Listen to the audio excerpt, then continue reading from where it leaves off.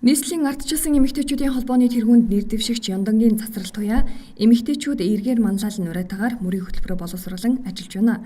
Намын анхан шатны байгууллагаас гараагаа эхэлсэн тэрээр бүх гишүүдэд бүрэн боломж олгож эмэгтэйчүүдийн оролцоог намын бүх шатанд нэмэгдүүлж ажиллах, эмэгтэйчүүд эргээр манлайлж улс орны хөгжлийн суурь болсон гэр бүлийн тогтвортой байдлыг бэхжүүлэх хос багны хөтөлбөрийг хэрэгжүүлэх, итгэлийг зүтгэлээр хариулж намын шат шатны сонгуулийн мөрийн хөтөлбөрт нийслэлийн ардчилсан эмэгтэйчүүдийн холбооны санаачлагыг тусгуулж улс орны хэмжээнд хэрэгжих суурийг тавих гэсэн 3 дэд хөтөлбөрийг мөрийн хөтөлбөртөө дэвшүүлэн ажиллаж байгаамаа. Эмэгтэйчүүд эргээр манлайлна гэдэг ардчилсан эмэгтэйчүүдийн холбооныхоо зорилгын хүрээнд төвшүүлсэн мөрийн хөтөлбөртэй байгаа.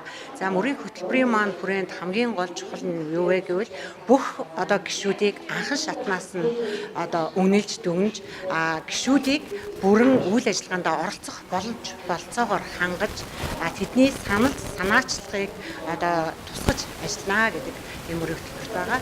Дээрээс нь өнөөдрийн нийгэмд ажилгүйчүүд маш их байна. Да ялангуяа нам ялагдсан үед ардчилсан намын гишүүд маань ажилгүйд байна. Ийм учраас ардчилсан намын гишүүд эмэгтэйчүүд болон дэмжигчтэй нийлж хамтарч бүлэг болж ажиллах зарчмыг баримтлана гэж байгаа. Үнэхээр улсын маань тулгуур болсон гэр бүл хүүхдийн асуудал байна. Гэр бүлийн асуудал хурцаар тавигдаж байгаа учраас статистик тооч гэсэн маш муу байна. Сүүлийн мэдээгээр бол 4 гэр бүлийн нэг нь салж байна ч гэдэг юм уу те. Ийм байгаа учраас гэр бүлийн доктортой үйл ажиллагаа залуу эмэгтэйчүүдээ тэр гэр бүлд бэлтгэх доктор сууршилтай гэр бүл байхын тулд юу хийх вэ, яах вэ? Хүүхдүүдэд яаж хүмүүжүүлэх вэ?